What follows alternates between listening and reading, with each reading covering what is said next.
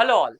In this video we will discuss about the Ladakh protest. Ladakh के अंदर जो प्रोटेस्ट हुए उसके अंदर क्या क्या चीजें हुई और ये किस तरह से आपके क्लैट के एग्जाम के हिसाब से कौन कौन से क्वेश्चंस इससे बन सकते हैं, वो सारे हम डिस्कस करेंगे इन डिटेल। सबसे पहले हम जाएंगे यहाँ पर कि टेबल ऑफ कंटेंट हम क्या क्या पढ़ने वाले हैं, मैं आपको थोड़ा सा उसके बारे में बता देता हूँ। यहाँ पर हम देखिए, यहाँ पर सबसे पहले बेसिक इंफॉर्मेशन जो है लद्दाख के बारे में, मतलब उसकी ज्योग्राफी, उसकी पॉलिटिकल हिस्ट्री, थोड़ी बहुत आपको उसके बारे में पता होना चाहिए, वो मैं यहाँ पे बताऊंगा। नेक्स्ट मैं आपको बताऊंगा कि रीजन क्या है लद्दाख के जो प्रोटेस्ट हो रहा है उसके पीछे। नेक्स्ट लद्दाखीज की डिमांड क्या है वो भी मैं आपके डिस्कस करूंगा। और देन गवर्नमेंट ने क्या क्या चीजें, कौन कौन से रूल्स बनाए हैं अभी तक उनको सेटिस्फाई करने के लिए। और नेक्स्ट ये Ladakh autonomous hill development council क्या होती है, LAHDC, इसके बारे में हम डिस्कस करेंगे। देखिए, जहां जहां से क्वेश्चन आ सकते हैं मैं सारे के सारे टॉपिक वहां वहां से आपको कवर करूंगा। नेक्स्ट सिक्स्थ शेड्यूल के आपने सुना होगा, डिमांड कर रहे हैं, वो क्या होता है हम उसके बारे में डिस्कस करेंगे। और आपने सुना होगा रिसेंट सोनम वांगचुक के जो एनजीओ हैं उसको FCRA के एक्ट के अंदर क्या कर दिया गया है, उसका लाइसेंस कैंसिल कर दिया गया है, तो वो भी हम डिस्कस करेंगे।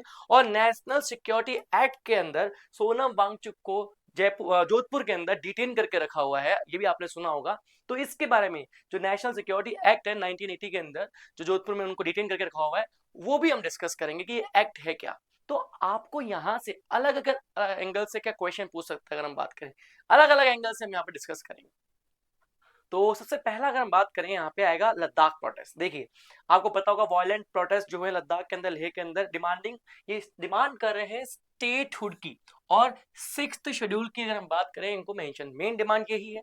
अब आप बोलेंगे सर स्टेटहुड, अगर हम बात करें स्टेटहुड की, तो स्टेटहुड आने से इनके पास में क्या होता है।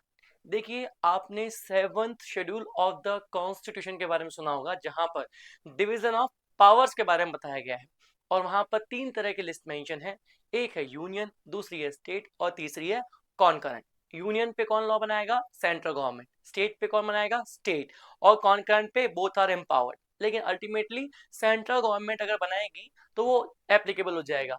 लेकिन यहाँ पर स्टेटहुड क्यों है, क्योंकि स्टेटहुड होने से जो स्टेट लिस्ट के सब्जेक्ट है और कॉन्करेंट लिस्ट के सब्जेक्ट है उस पर लॉ बनाने की आपको क्या मिल जाता है, ऑटोनॉमस हो जाते हैं, एक तरह से आप कह सकते हैं। आप डिपेंडेंट नहीं रहते सेंट्रल गवर्नमेंट के ऊपर। आप तो यहाँ पर लद्दाख के अंदर ये कोशिश की जा रही है कि वहां पर क्या जाए, स्टेटहुड को बना दिया जाए। Next sixth schedule, sixth schedule क्या है वो हम डिस्कस करेंगे आगे आपको। और यहाँ पर 4 लोगों की डेथ हो चुकी है, अप्रोक्सीमेट 30 लोग इंजर हो चुके हैं। और सोनम वांगचुक को अगर हम बात करेंगे, 15 जो डे हंगर स्ट्राइक थी वो उन्होंने तोड़ दी है और उनको बाद में डिटेन कर लिया गया है। अब थोड़ा आपको लद्दाख के बारे में पता होना चाहिए। देखिए, ये जो मैप है यहाँ पर आपको यूनियन टेरिटरी और लद्दाख के बारे में देखने को मिल जाएगा। सबसे पहला तो लद्दाख क्या है, एक यूनियन टेरिटरी है। और आपको पता होना चाहिए कि 2019 के अंदर हमने जम्मू एंड कश्मीर जो था, पहले एक स्टेट हुआ करता था, और उसके पास में एक स्पेशल स्टेटस था, दैट वाज आर्टिकल 370, उसको हमने एब्रोगेट कर दिया। और फिर हमने Jammu and Kashmir reorganisation act 2019 को पास किया। और जम्मू एंड कश्मीर जो कि एक स्टेट हुआ करता था उसको हमने बाइफर्केट कर दिया, किस किस में, जम्मू एंड कश्मीर यूटी, जिसको हमने दी legislative assembly, with legislative assembly. And then दूसरा यूटी कौन बनाया हमने, लद्दाख, जिसको हमने कोई भी लेजिस्लेटिव असेंबली नहीं दी। तो बेसिक आपको यहाँ पर एक चीज पता होना चाहिए। पहला क्वेश्चन जो आपसे पूछा जा सकता है कि लद्दाख को यूनियन टेरिटरी कब बनाया, तो आपको ये पता होना चाहिए। दूसरा, लद्दाख की कैपिटल तो आपका आना चाहेगा लेह। और तीसरा अगर हम बात करें, यहाँ से क्वेश्चन बन सकता है, वो है कि लद्दाख किन किन के साथ में बाउंड्री शेयर करता है। तो आप यहाँ देख सकते हैं ये पूरा जो एरिया दिख रहा है, ये पूरा का पूरा क्या है, लद्दाख अगर हम बात करेंगे। और ये लद्दाख का डिस्ट्रिक्ट है लेह, और ये दूसरा डिस्ट्रिक्ट है कारगिल, इनके बारे में डिस्कस करेंगे हम। अगर हम लद्दाख की बात करें किन किन के साथ में बाउंड्री शेयर करता है, तो आप देख सकते हैं ये हमारे जो इंडिया का डोमेस्टिक बाउंड्री है, हिमाचल प्रदेश जो कि एक स्टेट है उसके साथ में शेयर करता है। दूसरा, जम्मू एंड कश्मीर जो यूटी है उसके साथ में शेयर करता है। तो मतलब एक स्टेट और एक यूनियन टेरिटरी के साथ में डोमेस्टिक बाउंड्री शेयर करता है। इंटरनेशनल की बात करेंगे तो ये पाकिस्तान के साथ में बाउंड्री शेयर करता है, अफगानिस्तान की बाउंड्री शेयर करता है, चाइना के साथ में, और तिब्बत चाइना इनके साथ में भी क्या करता है, बाउंड्री शेयर ये करता है। देखिए आपको फिलहाल पता होगा कि फिलहाल के लिए जो इलाका है फिलहाल हमारे पास में क्या है, ये नहीं है। अगर हम बात करें नॉट टू स्केल तो ये कुछ इलाका फिलहाल के लिए हमारे पास में नहीं है, लेकिन स्टिल ये लद्दाख जो है अफगानिस्तान के साथ में भी क्या करता है, बाउंड्री शेयर करता है। तो it borders with Himachal Pradesh, China, Afghanistan that is PoJ के फिलहाल के लिए, और पाकिस्तान अगर हम बात करें। अगर आगे चलते हैं यहाँ पे, इट कंपोज्ड ऑफ 2 डिस्ट्रिक्ट अगर हम बात करें यहाँ पे, ठीक है ना। यहाँ पर कितने, 2 डिस्ट्रिक्ट की अगर हम बात करेंगे यहाँ पे 2 हैं। एक तो क्या है, लेह है जो सेकंड लार्जेस्ट डिस्ट्रिक्ट है अगर हम बात करें इंडिया में एरिया वाइज। पहला कौन है, तो आपसे आंसर रहेगा कच्छ पहला है, और सेकंड कौन सा है अगर हम बात करेंगे यहाँ पे, लेह है। नेक्स्ट है Kargil district, it is near the line of control LOC. देखिए ये जो लाइन दिख रही है आपको किसके बीच में, इंडिया और पाकिस्तान के बीच में, इंडिया एंड पाकिस्तान, ये जो लाइन है इसको बोलते हैं क्या, एलओसी, लाइन ऑफ कंट्रोल अगर हम बात करें। और जो इंडिया और चाइना के बीच में यहाँ पर लाइन है उसको क्या बोलते हैं, LAC, line of actual control. ध्यान रखना, चाइना के बीच और इंडिया के बीच में जो लाइन है, चाइना और इंडिया के बीच में जो लाइन है इंटरनेशनल बाउंड्री फिलहाल के लिए, वो क्या है, लाइन ऑफ एक्चुअल कंट्रोल। और इंडिया और पाकिस्तान के बीच में जो लाइन है फिलहाल के लिए उसको क्या बोलते हैं, लाइन ऑफ कंट्रोल अगर हम बात करें यहाँ पे, ठीक है। और includes the remote high altitude Zanskar valley. अब नेक्स्ट हम बात करते हैं थोड़ा सा यहाँ पे, कुछ यहाँ पर आपको और इन्फॉर्मेशन पता होना चाहिए। It is dominated by 3 major mountain range, कौन कौन, Zanskar range, Ladakh range and Karakoram range. ये भी आपसे क्वेश्चन पूछ सकता है। Next, major mountain passes, passes का मतलब क्या होता है अगर हम बात करें, 2 माउंटेन्स रीजन के बीच में एक रास्ता जहां से आप होकर निकल सकते हैं, दैट कॉल्ड पासेस। तो खारदुंगला और चंगला, ला मतलब पासेस है यहाँ पर हम बात करें, ठीक है। मेजर रिवर कौन कौन सी बह रही है लद्दाख, इंडस, नुब्रा, शौक और जांस्कर। और ये अगर हम बात करें, जो अर्थक्वेक की जो रिस्क होती है उसमें सिस्मिक जोन जो होते हैं 4th के अंदर आता है। और इंटरेस्टिंगली आपको पता होना चाहिए कि 97% ऑफ लद्दाख पॉपुलेशन क्या है, शेड्यूल्ड ट्राइब अगर हम बात करें यहाँ पे, ठीक है। और ये majorly Buddhist and Muslim culture को हम बात करें क्या करते हैं, प्रैक्टिस करते हैं।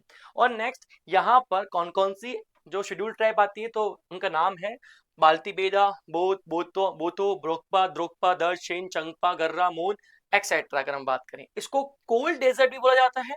और Umlingla, the highest motorable pass in the world, भी कहां पर है, आपको लद्दाख में देखने को मिलेगा। और सियाचिन ग्लेशियर भी किसमें आता है, लद्दाख में भी आता है।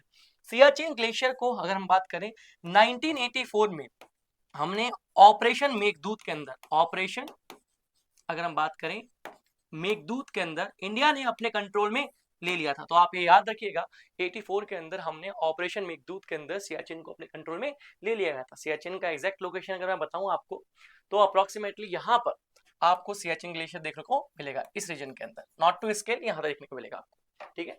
आगे चलते हैं नेक्स्ट। तो ये बेसिक इंफॉर्मेशन जो आपको पता होना चाहिए, हो सकता है आपसे इस क्वेश्चन बन जाए।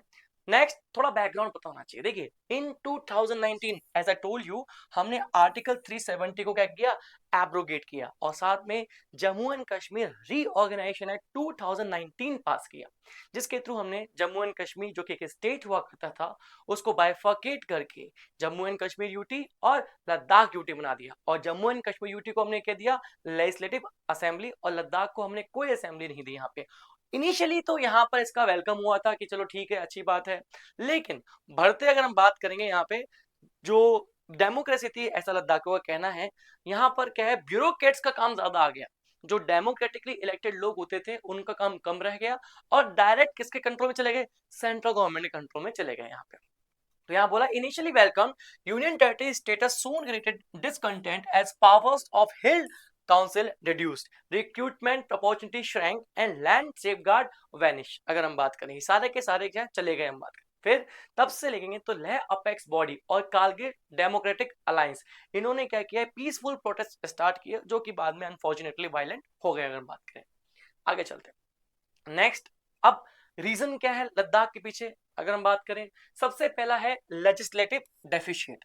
देखिए since 2019 Ladakh has no legislative assembly, पहले जम्मू एंड कश्मीर में तो कम से कम इनके पास में कहते कुछ सीटें थी, वहां जाके बात बोल पाते थे, अब तो वो भी नहीं है अगर हम बात करें यहाँ पे।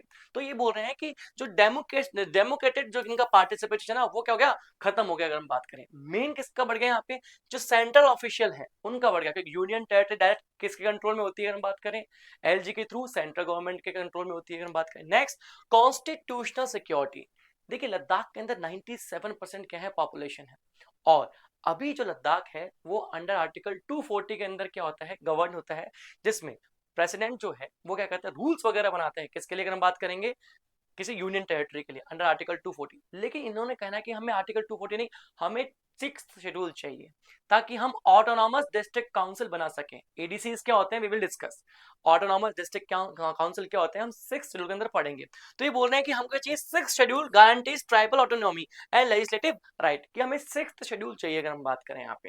ठीक है, लैंड ओनरशिप की बात कर रहे हैं यहाँ पे, without limit on outsiders ownership the tribal population faces ecological threats from the unchecked commercial tourism and resource exploitation। इनका ये बोलना है कि अगर हमारे पास में खुद के लिए राइट्स नहीं होंगे, खुद के राइट्स नहीं होंगे, रूल नहीं बना पाएंगे, तो इससे प्रॉब्लम क्या होगी, बाहर के लोग आएंगे टूरिज्म के नाम पे, या फिर वहां पे होटल बनाएंगे, हमारी लैंड जो है हमारे हाथ चल जाएगी। अगर मैं आपको बताऊं 2023 के आसपास अगर देखा जाए तो 5.5 lakh approximately 5 point something lakh, 5.5 lakh मान लीजिए, 5.25 लाख, ठीक है, इतने लोग लद्दाख घूम कर आए थे। अब देखिए इससे डेफिनेटली यहाँ पर कोई ना कोई तो प्रॉब्लम खड़ी होगी टूरिज्म को लेके, बिल्कुल। उससे आप कहेंगे सर टूरिज्म से तो क्या होता है सर, इकोनॉमी भी तो आती है, बिल्कुल सही बात है, लेकिन उससे अगर आप बात करें और भी प्रॉब्लम क्रिएट होती है वहाँ पे। ठीक है, बड़े बड़े होटल्स ब्रांड आएंगे वहाँ पे, होटल्स बनाएंगे और वो लैंड एक्वायर करेंगे वहाँ के लोकल लोगों का, तो ये वो चाहते हैं कि वो भी हमको प्रोटेक्शन यहाँ पर मिले। नेक्स्ट है यहाँ पे प्रॉब्लम अनएम्प्लॉयमेंट। देखिए 26.5% जो ग्रेजुएट है लद्दाख के, वो स्टिल क्या है, अनएम्प्लॉयमेंट है। तो क्योंकि वहां पर खुद का उनका क्या नहीं है, पब्लिक सर्विस कमीशन नहीं है, सब क्या है, डिपेंडेंट है सेंट्रल गवर्नमेंट के ऊपर अगर हम बात करें। नेक्स्ट, कल्चरल आइडेंटिटी अगर हम बात करें, ऑल दो भोती एंड पुर्गी लैंग्वेज को इन्होंने क्या रिकॉग्नाइज कर लिया है, लेकिन अभी तक जो ये लैंग्वेज है, जो आप कह सकते हैं कि जो निचले स्तर पर है अगर हम बात करें यहाँ पर, जहां पर इंप्लीमेंटेशन जो है उसका इतना अच्छे तरीके से अभी तक नहीं हो पाया है।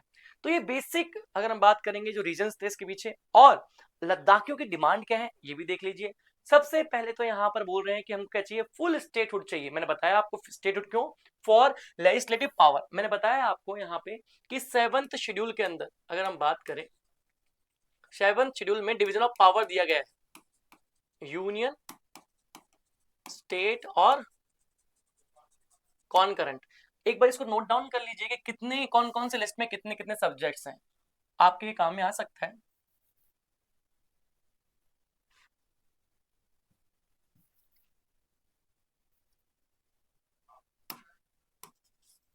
ठीक है, तो 7th शेड्यूल के अंदर अगर हम बात करेंगे, 7th शेड्यूल में 3 लिस्ट है। फर्स्ट है यूनियन, सेकंड है स्टेट, थर्ड है कॉनकरेंट। इनिशियली कितने सब्जेक्ट थे और प्रेजेंट में कितने सब्जेक्ट है, यूनियन लिस्ट में इनिशियली 97 सब्जेक्ट थे, अभी 100 है। स्टेट लिस्ट में इनिशियली 66 थे, अभी 61 है, और कॉनकरेंट में 47 थे, अभी 52 है। तो अगर इनको यहाँ पर फुल स्टेटहुड मिल जाता है, इससे क्या जाएगा, यहाँ पर सीएम बनेगा, काउंसिल ऑफ मिनिस्टर बनेगी, और ये अगर हम बात करें, ये बहुत सारे जो स्टेट के और कॉन्करेंट लिस्ट सब्जेक्ट उन पे लॉ बना पाएंगे, ऑटोनॉमस हो जाएंगे। अगर काफी हद तक हम बात करें, अकाउंटेबिलिटी आएगी और स्ट्रॉन्गर रिप्रेजेंटेशन रहेगा इन बात करें। 6th शेड्यूल की बात कर रहे हैं यहाँ पे, कॉन्स्टिट्यूशनल सेफगार्ड चाहिए इनको अगर हम बात करें, क्योंकि 90% अगर हम बात करें यहाँ पे पॉपुलेशन क्या है, तो आप बोलेंगे कहां से आती है पॉपुलेशन, बिल्कुल ये शेड्यूल ट्राइब की है। ठीक है, नेक्स्ट पार्लियामेंट्री रिप्रेजेंटेशन। देखिए राइट नाउ केवल लद्दाख के लिए एक लोकसभा सीट है, तो इनकी डिमांड है लद्दाख में लेह के लिए एक हो, और कारगिल जो डिस्ट्रिक्ट है उसके लिए क्या हो, एक हो। तो दो तो लोकसभा सीट चाहिए और एक राज्यसभा सीट चाहिए। फिलहाल के लिए केवल अगर हम बात करेंगे एक लोकसभा सीट लद्दाख के लिए, उनमें भी कौन है, हाजी मोहम्मद हनीफा जो है अगर हम बात करेंगे, वहां पर क्या है, लोकसभा सीट के क्या है, मेंबर ऑफ पार्लियामेंट है, या फिर लोकसभा के मेंबर है अगर हम बात करें। तो यहाँ बोल रहे separate Lok Sabha seat for Kargil and Rajya Sabha, अगर Kargil and for Kargil and 1 Rajya Sabha seat, एक राज्यसभा सीट चाहिए पूरे लद्दाख को अगर हम बात करें। करंटली यहाँ पे अभी नो कोई अगर बात करें राज्यसभा सीट के लिए कोई यहाँ पे सीट नहीं राज्यसभा के लिए। Next public service commission, they are demanding कि हमको अपना खुद का क्या चाहिए, पब्लिक सर्विस कमीशन, ताकि यहाँ पर लोकल लेवल पर भी क्या हो सके, रिक्रूटमेंट हो सके। तो बोल रहा है कि to conduct recruitment fairly and locally, land and job security चाहिए, restriction on outsiders purchasing land, और अगर हम बात करेंगे यहाँ पे कॉर्निंग एम्प्लॉयमेंट, अगर हम बात करें यहाँ पे कि एम्प्लॉयमेंट भी वहाँ पे हो। अब देखते हैं यहाँ पे, तो आप बोलेंगे सर गवर्नमेंट कुछ कर रही है या फिर कुछ नहीं कर रही है? बिल्कुल कर रही है गवर्नमेंट ने सबसे पहले तो हाई पावर्ड कमेटी क्या है एस्टेब्लिश की है, जो बातचीत करेगी किसके साथ में, लेह अपेक्स बॉडी के साथ में, अगर हम बात करेंगे कारगिल डेमोक्रेटिक अलायंस केडी के साथ में। और रिसेंटली गवर्नमेंट ने लद्दाख के लिए नए रेगुलेशंस भी निकाले थे, अगर हम बात करें, और वो रेगुलेशंस क्या कहते हैं समझते हैं, ये भी आपसे पूछ सकता है। नेक्स्ट यहां से पूछ सकता है कि Ladakh civil service decentralisation and recruitment amendment regulation 2025 में क्या बोला गया था? इसमें डोमिसाइल रिक्वायरमेंट बोली गई थी कि अगर लद्दाख में आपको जॉब करनी है तो आपको डोमिसाइल रिक्वायरमेंट चाहिए, कहां की? आपको लद्दाख ही होना चाहिए, मतलब लद्दाख का पर्सन अभी डोमिसाइल होना आपके पास में बहुत जरूरी है। और कौन कौन किस किस को अगर हम बात करें लद्दाख का डोमिसाइल मिलेगा, तो वो भी एक बार देख लीजिए यहाँ पे। The domicile is defined as a person who has resided in Ladakh for 15 years, जो 15 ईयर्स से लद्दाख में रह रहा होगा उसको डोमिसाइल वहां का मिल जाएगा। अ person who has studied for 7 years and appeared in either class 10th और 12th एग्जामिनेशन इन लद्दाख, जो 7 साल से पढ़ रहा होगा या फिर उसने 10th या 12th में से कोई भी एग्जाम दी हो, ये नहीं कि डिस्टिंक्शन के साथ में पास होना चाहिए, ऐसा कुछ भी नहीं है, बस उसने एग्जाम दी हो अगर हम बात करें, तो जो है उसको सर्टिफिकेट डोमिसाइल मिल जाएगा। Next children of central government employ, जो 10 साल से अपनी सर्विस कर रहे हो कहां पे, लद्दाख में, उनके बच्चों को भी क्या मिल जाएगा, डोमिसाइल मिल जाएगा। और अगर मान लीजिए किसी आउटसाइडर ने लद्दाखी डोमिसाइल रखने वाले से शादी कर ली है, तो उसको और उनके बच्चों को भी क्या मिल जाएगा, डोमिसाइल मिल जाएगा। तो ये सारी जो है डोमिसाइल सर्टिफिकेट के लिए रिक्वायरमेंट है, अगर हम बात करें, अगर आपको चाहिए तो। नेक्स्ट अगर हम बात करें Ladakh civil services domicile certificate, अब नेक्स्ट आता है कि ये जो सर्टिफिकेट है डोमिसाइल सर्टिफिकेट, ये देगा कौन? तो the answer is will be tehsildar. Tehsildar is designated authority as issuing the domicile certificate. ध्यान रखना क्वेश्चन पूछ सकता है आपसे कि भाई ये डोमिसाइल जो सर्टिफिकेट है ये कौन इशू करेगा? तहसीलदार। और अगर मान लीजिए कोई प्रॉब्लम आ गई आपको, तो फिर आपको क्या करना है, आपको फिर क्या जाना है, इससे ऊपर अपील करने जाना होगा, क्योंकि तहसीलदार क्या है, ये तो कुछ भी हमारे डॉक्यूमेंट ठीक से चेक नहीं कर रहा है, रिश्वत मांग, जो भी आप जो भी प्रॉब्लम हो, तो आप एक क्या है यहाँ पर अपीलेट बॉडी के पास में जा सकते हैं। वो कौन होगा? Deputy commissioner is the appellate authority. आप उसके पास जाके अपील कर सकते हैं, हम बात करें, लेकिन इशू अथॉरिटी कौन है यहाँ पे? तहसीलदार, ये ध्यान रखना। नेक्स्ट अगर हम बात करें union territory of Ladakh reservation regulation, देखिए यहाँ पे समझिएगा, लद्दाख के अंदर अगर हम बात करें शेड्यूल कास्ट और शेड्यूल ट्राइब और other backward classes and other socially and educationally backward classes को मिला दें, तो इनको 85% रिजर्व मिला हुआ है, मतलब 85%। अब ये 85% इस तरीके से डिवाइडेड है कि 80% तो यहाँ पर क्या है, एसटी कैटेगरी को मिला हुआ है, और 1% जो है यहाँ पर किसको, एससी कैटेगरी को मिला हुआ है, और सेकंड अगर हम बात करेंगे 4% जो यहाँ पे है other backward and socially economic class को मिला हुआ है। और इंटरेस्टिंगली ये 85% रिजर्वेशन तो है, इसके अलावा 10% और क्या है यहाँ पर रिजर्वेशन है, वो किसके लिए है?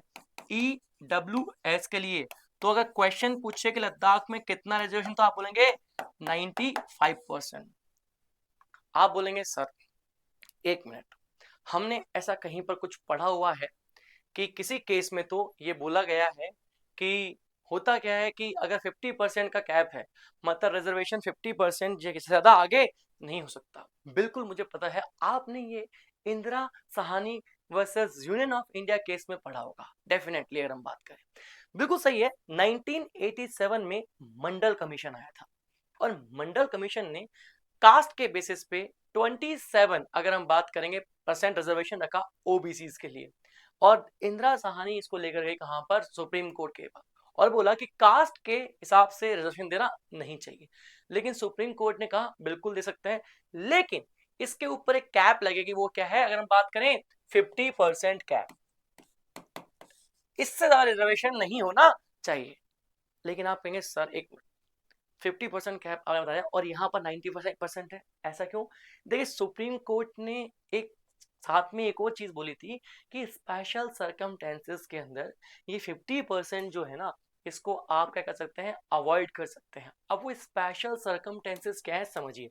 देखिए अगर मैं आपसे एक क्वेश्चन पूछूं, लेट्स सपोज कि एक एरिया है, उसमें 100 लोगों की क्या है पॉपुलेशन टोटल, उसमें से 90 जो है वो शेड्यूल ट्राइब से आते हैं और 10 लोग हैं वो अदर कास्ट से आते हैं, हाइपोथेटिकली स्पीकिंग। वहां पर 20 पोस्ट के लिए वैकेंसी निकली। अगर आप एक चीज बताइए, वहां पर ये 50% जो है कैप को फॉलो किया जाएगा, तो आप कह सकते हैं कि जो 10 है सीट वो किसके लिए, एसटी के लिए है, और जो 10 है वो रिमेनिंग किसके लिए हो जाएगी, ओबीसी के लिए। तो क्या ये सही रहेगा? ऑफ कोर्स नहीं रहेगा, क्योंकि जहां पर 90% जो है पॉपुलेशन, उनको केवल 10 सीट मिल रही है, और जहां पे 10 है उनको केवल पूरी पूरी वो तो ऐसे रिक्रूट हो जाएंगे। तो दैट्स वाई बोला गया कि नहीं, न्याय सबके लिए, जो जस्टिस है सबके लिए बराबर होना चाहिए। दैट्स वाई यहाँ बोला कि अगर इनकी इतनी पॉपुलेशन है तो इसके हिसाब से इनको क्या मिलना चाहिए, रिजर्वेशन। तो दैट्स वाई यहाँ पे लद्दाख में क्या है, 50% का जो कैप है उसको क्रॉस कर चुका है। और नॉर्थ ईस्ट के आपके स्टेट देखोगे, वहां पर कई स्टेट ऐसे हैं जो 50% को क्या है, क्रॉस कर चुके हैं, अगर हम बात करें बिकॉज ऑफ ट्राइबल पॉपुलेशन। तो आप ध्यान रखिएगा, इंदिरा साहनी वाला केस, ठीक है। तो यहाँ पर ये बोला गया है, तो टोटल रिजर्वेशन कितना 95% हो गया। कितना हो गया यहाँ पे, 95% टोटल रिजर्वेशन। आगे चलते हैं नेक्स्ट। और फिर यहाँ पर बोला गया है लद्दाख ऑफिशियल लैंग्वेज रेगुलेशंस। यहाँ पर ये भी क्वेश्चन पूछ सकता है कि कौन कौन सी लैंग्वेजेस को लद्दाख की ऑफिशियल लैंग्वेज एक्सेप्ट कर लिया गया है। तो आप बोलेंगे इंग्लिश, हिंदी, उर्दू, भोती और पुर्गी, ये लद्दाख की ऑफिशियल लैंग्वेज है। ऑल दो गवर्नमेंट ने कहा है सिन्हा, ब्रॉक्सब, बाल्टी और लद्दाखी, इसको भी क्या करेंगे, प्रमोट किया जाएगा, but these are the only official language of Ladakh. तो आपको इनको याद करना पड़ेगा, इनको पूछा जा सकता है। नेक्स्ट क्वेश्चन चलते हैं हम, नेक्स्ट उस पर चलते हैं हम। Next, Ladakh autonomous hill development council amendment regulation 2025। We will discuss about the Ladakh autonomous hill development council, don't worry.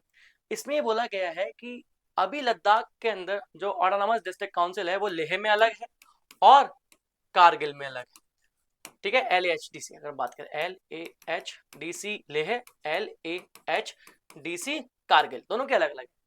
तो यहाँ बोला गया है कि एक बार में यहाँ पर अगर हम बात करें कितना होगा, 1/3 जो सीट है उस पर कौन होंगी, फीमेल होगी, मतलब विमेन होंगी अगर हम बात करेंगे इस 5 साल के लिए। और नेक्स्ट 5 साल के लिए अगर हम बात करेंगे, यहां से कहां जाएगी, वो कारगिल में आ जाएंगी। फिर अगले 5 साल में कहां जाएंगी, वापस लेह में आ जाएंगी। मतलब ये जो रिजर्वेशन जो सीट है 1/3, ये क्या करेंगी, रोटेट करेंगी बिटवीन कारगिल एंड लेह। मतलब फॉर एग्जाम्पल मान लीजिए 2025 में कोई इलेक्शन होने वाले हैं, तो लेह के अंदर तो 25 से लेकर 30 तक लेह में 1/3 रहेगी, कारगिल में नहीं रहेगी। फिर 30 से लेके 35 तक कारगिल में रहेगी, लेह में नहीं रहेगी। तो इस तरीके से क्या चलेगा, रोटेशन बेसिस पे चलेगा। तो बोला गया this amends the LAHDC act of 1995 to reserve 1/3 of the seat for women in Ladakh autonomous hill development council of Leh and Kargil through rotation. हम पढ़ेंगे इसको अच्छे से, डोंट वरी। और गवर्नमेंट की पोजीशन क्या है कि गवर्नमेंट डिस्कस करने के लिए रेडी हो गया है कि वहां पर सर्विस कमीशन है उसके बारे में डिस्कस कर लेंगे, लोकसभा सीट के बारे में डिस्कस कर लेंगे, लेकिन 6th शेड्यूल ना और स्टेटहुड तो बिल्कुल भी नहीं। साफ साफ बना कर दिया कि स्टेटहुड और 6th शेड्यूल का अभी तक कोई चांस नहीं है फिलहाल तक, तो जब तक मैं ये वीडियो रिकॉर्ड कर रहा हूँ, आगे का मुझे नहीं पता, ठीक है। आगे चलते हैं। तो यहाँ पर ये बेसिक चीजें पढ़ ली। अब नेक्स्ट जो क्वेश्चन पूछ सकता है आपसे, Ladakh autonomous hill development council अगर हम बात करें, LAHDC, ठीक है।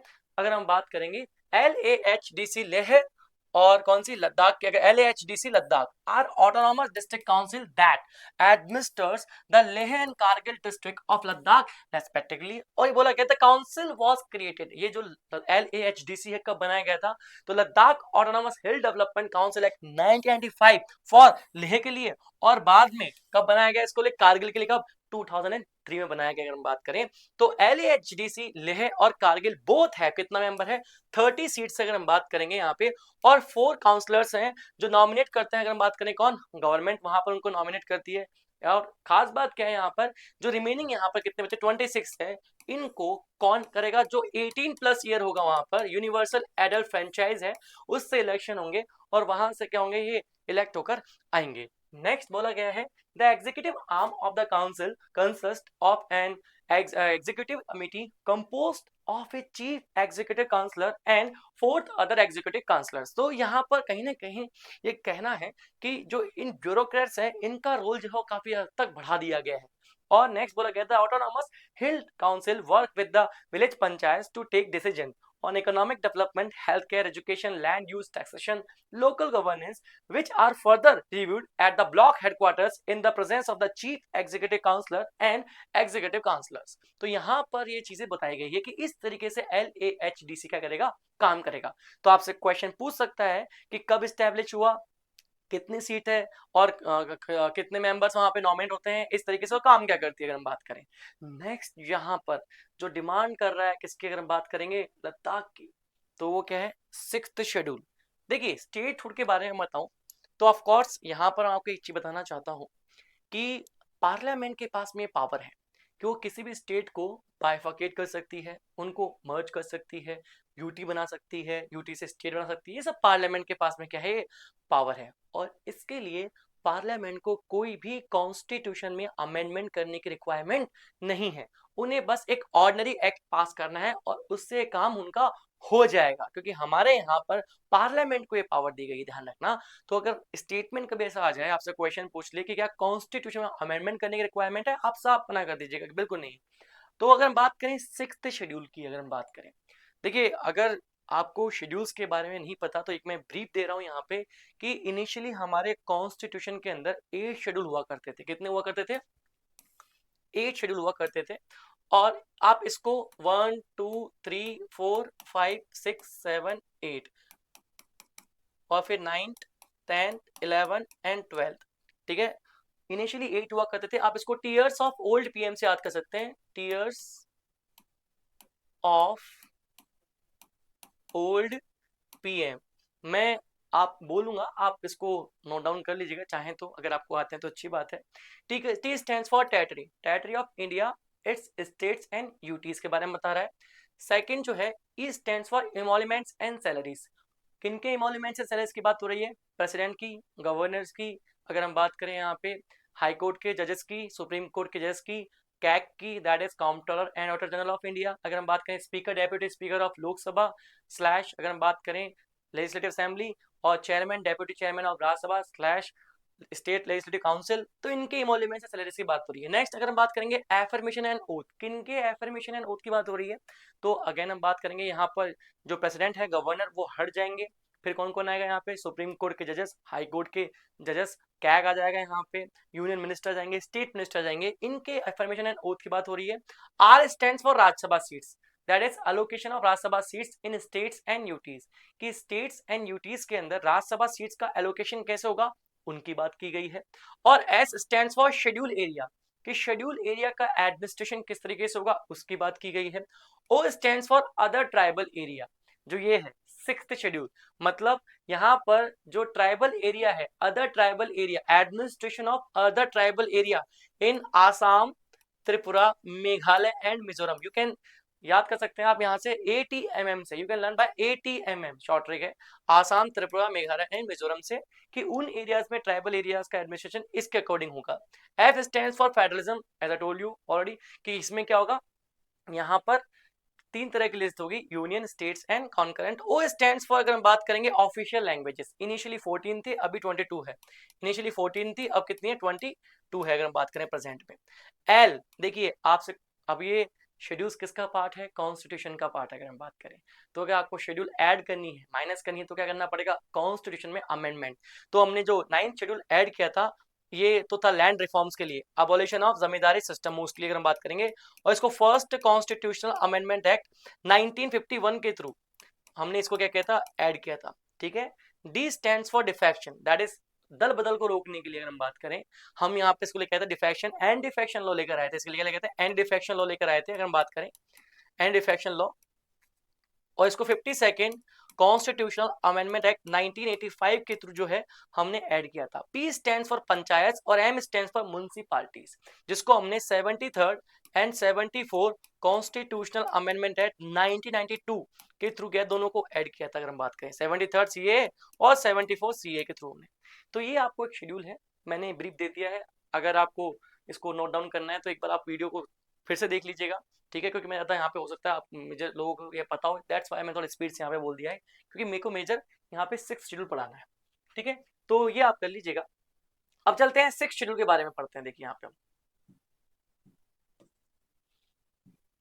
चलिए, तो देखिए सिक्स शेड्यूल में बोला गया है एडमिनिस्ट्रेशन ऑफ ट्राइबल एरियाज, किस किस के बाद में आ गए, आसाम, त्रिपुरा, मेघालय एंड मिजोरम के अंदर ट्राइबल एरियाज का एडमिनिस्ट्रेशन कैसे होगा, तो इस तरीके से होगा। तो बोला गया है the sixth schedule enacted under article 244 clause 2 275 clause 1 aims to protect the rights, culture, resources of the tribal communities by granting them significant autonomy in areas like land, forest, governance, and they're also safeguarding them from exploitation, ताकि हमसे क्या exploitation ना हो इनका। ठीक है, अगर हम बात करें under the sixth schedule the tribal areas are constituted at autonomous district and the governor is empowered to organize and reorganize the autonomous district। Governor के पास में पावर है, अगर हम बात करेंगे कि इसको ऑर्गेनाइज और रीऑर्गेनाइज कर सकता है। अब हम बात करेंगे, आगे बोल रहा है if there are different tribe in autonomous district, कि कोई एक ऑटोनॉमस डिस्ट्रिक्ट है उसमें अलग अलग ट्राइबल का अलग अलग क्या है, मान लीजिए ऑटोनॉमस डिस्ट्रिक्ट है, यहाँ पे अलग ट्राइबल है, यहाँ पे अलग ट्राइबल है, अलग ट्राइबल है, यहाँ पे अलग ट्राइबल रहती है।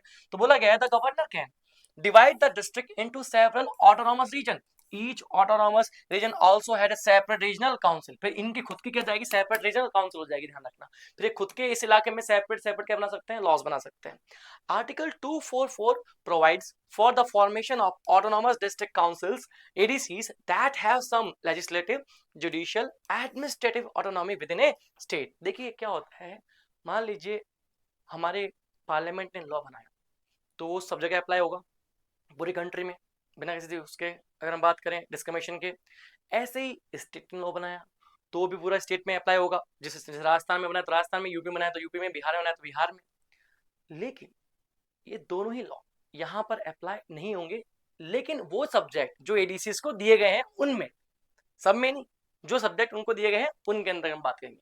ठीक है, तो मतलब वो खुद के लिए पर्सनली यहाँ पर वो खुद के लिए पर्सनल लॉ बना सकता है, अगर हम बात करेंगे यहाँ पे। ठीक है, खुद के लिए, मतलब पार्लियामेंट वाले और स्टेट वाले यहाँ पे एप्लीकेबल नहीं होंगे, लेकिन वो सब्जेक्ट इनको दिए गए उसी के अंदर बात करेंगे। ठीक है, आगे चलते हैं। If the further consist of the district council which consist of, अगर हम बात करेंगे तो कितना, it further consist of district council की हम बात करें कितना, 30 मेंबर हो गए यहाँ पे, वो बात करते हैं। ऑफ होम गवर्नर नॉमिनेट कितना, 4 को नॉमिनेट करेगा, हम बात करें यहाँ पे। रिमेनिंग 26 क्या होंगे, इलेक्टेड होंगे on the basis of adult franchise. और कितना टर्म होगा इनका, 5 साल का, अगर हम बात करें। And the sixth schedule is applied to the what is officially called tribal areas, बता दिया मैंने आपको, आसाम, मेघालय, मिजोरम, त्रिपुरा। और अभी कितना है, अगर बात करें, आपसे क्वेश्चन पूछ सकता है 10 ट्राइबल एरिया है और कितने स्टेट में, इन 4 स्टेट में। याद कैसे कैसे, आसाम, त्रिपुरा, मेघालय एंड मिजोरम, 80 mm से याद कर लीजिएगा। नेक्स्ट बोला गया है, लेकिन बोडोलैंड टेरिटोरियल काउंसिल जो है आसाम के अंदर, इसके अंदर 14 मेंबर्स हैं और इनको 39 इश्यूज पे लॉस बनाने का क्या दिया गया है, पावर दिया गया है। जुरिसडिक्शन की बात करें तो बिल्कुल ये लैंड हो गया, फॉरेस्ट हो गया, water, agriculture, village council, health हो गया, सैनिटेशन हो गया, village and town level policing हो गया, इनहेरिटेंस ऑफ प्रॉपर्टी हो गया, मैरिज हो गया, डाइवोर्स हो गया, सोशल कस्टम, माइनिंग, इन सब पर क्या बना सकते हैं, ये रूल। तो आप समझिए ये पूरे कंप्लीटली टेक्निकली देखा जाए तो क्या होगा, ऑटोनॉमस हो गया कि नहीं हो गया। तो लद्दाख यही डिमांड कर रहा है। ठीक है, और दूसरी बात, अगर मान लीजिए यहाँ पर ऐसा होता है कि दो ट्राइबल पॉपुलेशन के जो लोग हैं उनके बीच में कोई डिस्प्यूट है, तो इसके लिए ये सेपरेट कोर्ट भी स्टैब्लिश कर सकते हैं। ऑल दो वो कोर्ट उनमें से किसी को भी 5 साल से ज्यादा सजा नहीं देगा, ध्यान रखना। यहाँ पे बोला गया है ADCs also have power to form courts to hear cases where the both parties are member of scheduled tribe and the maximum sentence is less than कितना, 5 ईयर इन प्रिजन, अगर हम बात करें। ठीक है, नेक्स्ट चलते हैं आगे। तो ये मैंने आपको बेसिक इंफॉर्मेशन सारी बता दी है कि कहाँ कहाँ से किस किस तरह से क्वेश्चन पूछ सकते हैं। और रिसेंट एक इवेंट हुआ है, एक अगर हम बात करें कि सोनम वांगचुक का जो एनजीओ था उसको एफसीआरए के अंदर, अगर हम बात करें, उसका लाइसेंस जो है कैंसिल। तो आपको ये एफसीआरए और पढ़ना पड़ेगा। व्हाट इज एफसीआरए अगर हम बात करेंगे तो foreign contribution regulation act, FCRA अगर हम बात करें 2010 is a comprehensive law enacted to regulate acceptance and utilization of foreign donations by individuals और एसोसिएशन इन इंडिया। कि जो फॉरेन से पैसा ले रहे हैं, चाहे वो इंडिविजुअल हो या फिर एसोसिएशन हो, उसका प्रॉपर तरीके से यूटिलाइजेशन हो चुके। ऐसा नहीं है कि वो पैसा क्या है आ रहा है उस देश के खिलाफ ही काम कर रहे हो, ऐसा नहीं है वो पैसा आ रहा है उसे सरकारें गिनाने का काम कर रहे हो, ऐसा नहीं होना चाहिए। दैट्स व्हाई यहाँ पे हुआ है। It was first enacted in 1976 during the emergency. It aimed to prevent foreign powers from interfering in India's internal affairs, अगर हम बात करेंगे। ठीक है, एक concern articulated in parliament as early 1960। अब एम की बात करेंगे, एम क्या है, to ensure the foreign donation are utilized for the intended purpose and that the recipient organization function consistently with the values of sovereign democratic republic। मैंने आपको बताया है कि पैसे का ऐसा मिसयूज नहीं चाहिए, सरकारी के राज में काम आ रहा है। सॉवरेन नेशन हम बात करें तो, और गवर्न कौन कर रहा है? The union ministry of home affairs is nodal ministry responsible for registration, monitoring and enforcement of the FCRA। ये सारा काम देखेगी ministry of home affairs. Question पूछ सकता है। अब इसके कुछ फीचर्स अगर हम बात करें, पहली बात तो mandatory registration. It require person या फिर एनजीओ जो रिसीव कर रहा है पैसे बाहर से, funds to be registered under the act के अंदर रजिस्टर हुआ। Next, obtain a valid licence लेगा and which is valid for 5 year, और कितने तक होगा? 5 ईयर का होगा। और जैसे ही एक्सपायर होगा उससे विद इन 6 मंथ के अंदर क्या हुआ? अप्लाई कर देगा। रिन्यूअल करना है उसको, तो renewal is mandatory with in 6 months of expiry, मतलब 4.5 साल बाद क्या है उसको रिन्यू करवाना पड़ेगा। कुल मिला के बात ये। नेक्स्ट है banking mandate, stipulates that the foreign fund must be received only in designated bank account। Specifically हम बात करें state bank of India SBI new Delhi अगर हम बात करें, ठीक है, बैंक में आएगा। यानी आप कैश में लेके आ रहे हैं पैसा कि कैश में दे दो हमको, तो नहीं, ऐसा नहीं, अकाउंट में आएगा। नेक्स्ट, प्रोहिबिशन ऑफ ट्रांसफर, आप ये पैसा किसी और को ट्रांसफर नहीं कर सकते। बोला गया bars NGO from transferring foreign funds to any other unregistered person और NGO ensuring direct utilization by the recipient। समझ में आया कि नहीं? ये नहीं कैश करवा के घुमा रहे हो सबको दे दिया, ऐसा नहीं हो सकता। नेक्स्ट, बार्डेड रेसिपिएंट्स, और यहाँ पर कुछ हम बात करेंगे फॉरेन कंट्रीब्यूशन है, कुछ ऐसे इंडिविजुअल्स हैं, चीजें हैं जो इन्वॉल्व हैं किसी एक्टिविटी के अंदर, उनको बिल्कुल क्या है? प्रोहिबिशन है कि वो ये प्रोहिबिटेड है कि उनको ये फंड नहीं मिल सकते। कौन कौन? देखें, explicitly prohibit the recipient of foreign funds by individuals and entities deemed sensitive to national policy including candidates for election। उनको नहीं हो सकते क्योंकि वरना फिर वो बायस्ड हो जाएंगे, ठीक है, उनके कहने पे काम करेंगे। जर्नलिस्ट हो गया, मीडिया कंपनीज हो गई, ये नहीं हो सकता। जजेस हो गए, गवर्नमेंट सर्वेंट हो गए, ये भी नहीं सकते। मेंबर्स ऑफ द लेजिस्लेचर भी नहीं सकते। पॉलिटिकल पार्टीज और देयर ऑफिस बेरियर्स अगर हम बात करें, ऑर्गेनाइजेशंस ऑफ पॉलिटिकल नेचर, ये बिल्कुल भी ये नहीं, इनको पैसा नहीं आ सकता फॉरेन से, ठीक है। नेक्स्ट है एग्जेम्पशन फॉर रिलेटिव्स। 2022 के अंदर रूल को थोड़ा चेंज किया गया और बोला गया कि the relax the requirement for government intimation for contributions received for from relatives abroad. अगर बात करेंगे यहाँ पर बोला गया raising the limit from 1 lakh to 10 lakh, कि अगर बिना इंटीमेशन के अगर 10 लाख तक, पहले तो 1 लाख था कि 1 लाख तक मंगा लो, गवर्नमेंट को दिक्कत नहीं है, अब 10 लाख तक कर दिया गया है यहाँ पे, ठीक है ना।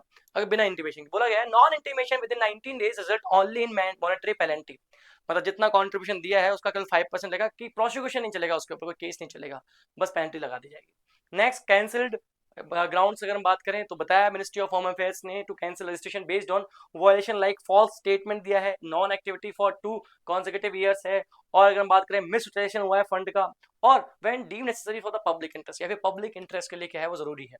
तो इस तरीके से अगर हम बात करेंगे ये FCRA हो गया।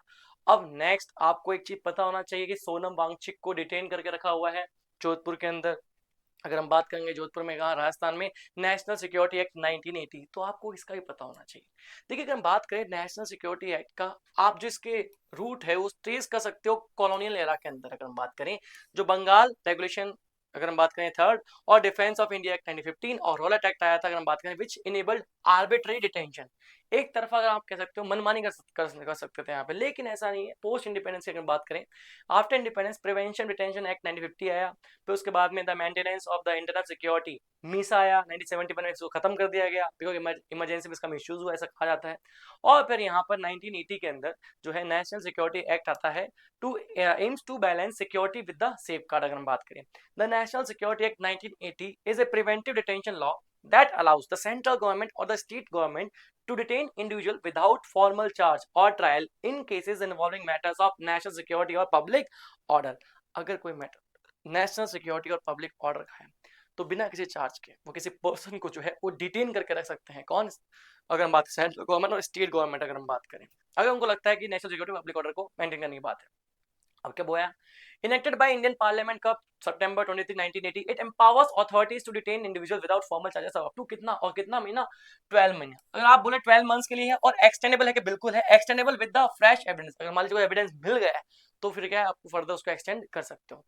National security act constitutional framework क्या बोलता है हमारा यहाँ पे, देखिए article 22 clause 3 sub clause B बोलता है of the Indian constitution permits the use of prevention detention law allowing limitation on personal freedom in the interest of maintaining state security and preserving public order. तो बिल्कुल हमारा क्या है, constitution permission देता है कि आप ऐसा कर सकते हैं। हाउएवर आर्टिकल 22 अगर हम बात करेंगे clause 4 states that the preventive detention can not exceed 3 month unless an advisory board. अब ये एडवाइजरी बोर्ड क्या है वो विल डिस्कस, डोंट वरी, पता देंगे। एडवाइजरी बोर्ड कंप्राइजिंग क्वालिफाइड जजेस डीम्स इट नेसेसरी, मतलब समझ में आया।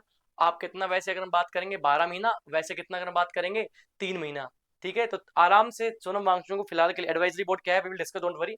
तो एडवाइजरी बोर्ड अगर कहेगा कि नहीं इनको और रखो हिरासत में तो आगे चलता रहेगा, ठीक है। अभी एडवाइजरी बोर्ड क्या होता है वी विल डिस्कस अभी, ठीक है। नेक्स्ट की फीचर्स, देखिए पावर ऑफ डिटेंशन की बात करेंगे तो बोला गया है both central and state government has power have power to detain individuals who are disrupting public order and obstructing the delivery of essential supplies and service to the community। अगर हम बात करेंगे रोक रहा है तो उसको अरेस्ट कर सकते हैं। नेक्स्ट ग्राउंड फॉर डिटेंशन क्या क्या है अगर हम बात करेंगे, ये बोला गया individuals are detained when there is prejudice against India's defence relationship with the foreign nation और सिक्योरिटी। अगर बात करें इंडियाज की या डिफेंस की बात है या फिर किसी दूसरे कंट्री के साथ में रिलेशनशिप की बात वो खराब कर रहा है विद फॉरेन नेशन के साथ में, और सिक्योरिटी की बात करें it can also be use to prevent someone from acting in a way that, अगर हम बात करें जियोपर्डाइज, अगर हम बात करें jeopardize the community's ability to maintain essential supply and the service. अगर हम बात करें बाधा बन रहा है, रोक रहा है, अगर हम बात करते हैं यहाँ पे, ठीक है ना, ठीक है। नेक्स्ट डिटेंशन पीरियड कितना है तो मैं बताया आपको कितना 12 मंथ होगा विदाउट किसी चार्ज के, लेकिन 3 महीने बाद एडवाइजरी बोर्ड के कहने पे चलेगा अगर हम बात करें यहाँ पे, ठीक है। The government may extend detention if it determine that the individual continue to pose a threat. अगर हम बात करें एडवाइजरी बोर्ड यहाँ से अगर हम बात करें, ये है वो जो बता रहे हैं for the national security act the central government and the each state government shell establish one और मोर एडवाइजरी बोर्ड एज नीडेड, जितनी रिक्वायरमेंट हो। An advisory board must review the detention within the कितना 3 weeks of the date of detention। मतलब सोनम वांगचुक को अगर हम बात करें डिटेंशन किया गया है तो 21 दिन के अंदर 23 वीक कितना हो गया टेक्निकली 21 डेज के अंदर बताना पड़ेगा कि भाई ये क्या है। यहाँ पे बोला गया है कि जो डिटेंशन है ये सही भी है कि नहीं, अगर हम बात करें। नेक्स्ट बोला गया है every such board consist of 3 person, 3 person होंगे हु आर और हैव बीन और आर, या तो थे या फिर है या फिर अगर हम बात करें हैं, हाँ या तो है या फिर थे या फिर हो सकते हैं, qualified to be appointed as judge of high court and such person shall be appointed by appropriate government। अगर हम बात करें और इन तीनों में से अगर हम बात करें एक कौन बनेगा यहाँ पे मेंबर, चेयरपर्सन बनेगा। अगर हम बात करेंगे यहाँ पे बोला गया है the appropriate government shall appoint one of the members of the advisory board who is or has been a जज of high court to be its chairman. या तो था या फिर है, अगर हम बात करा वो ये बन सकता है वाला नहीं है यहाँ पे, वो तो क्या है मेंबर के लिए बोला गया है, लेकिन एक तो यहाँ पर ऐसा होगा जो हाई कोर्ट का जज होगा ही होगा, बोला गया है वो चेयरमैन बनेगा, ठीक है। And in the case of union territory the appointment to the advisory board of any person who is the जज of high court of a state shall be with previous approval of the state government concern. मान लीजिए कहीं UT वहां तो होगा नहीं, तो वहां पे क्या पास में जो भी स्टेट वगैरह होगा तो वहां का जो है हाई कोर्ट वहां पे स्टैब्लिश कर देगा अगर बात करें, लेकिन उसे पूछना पड़ेगा अगर हम बात करें। नेक्स्ट हम बात करें अपील। अपील कैसी है, देखिए खास बात क्या है एडवाइजरी बोर्ड के सामने आप लॉयर लेके नहीं जा सकते।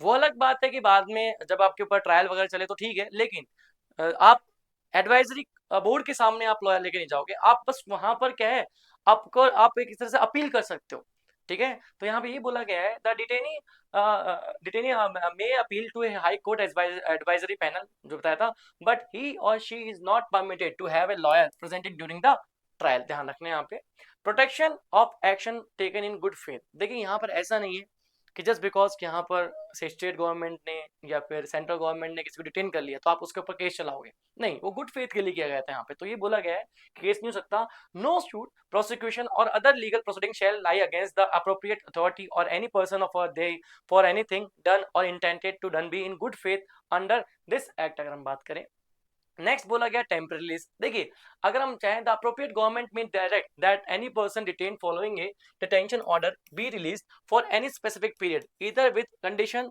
और without condition or subject to such condition specify in the direction as that present as the person accept and may at any time cancel his release. देखिए ये बोला गया है कि जो पर्सन है उसको कुछ सर्टेन कंडीशन के साथ में विदाउट कंडीशन में उसको छोड़ सकते हैं टेम्परेरी के लिए।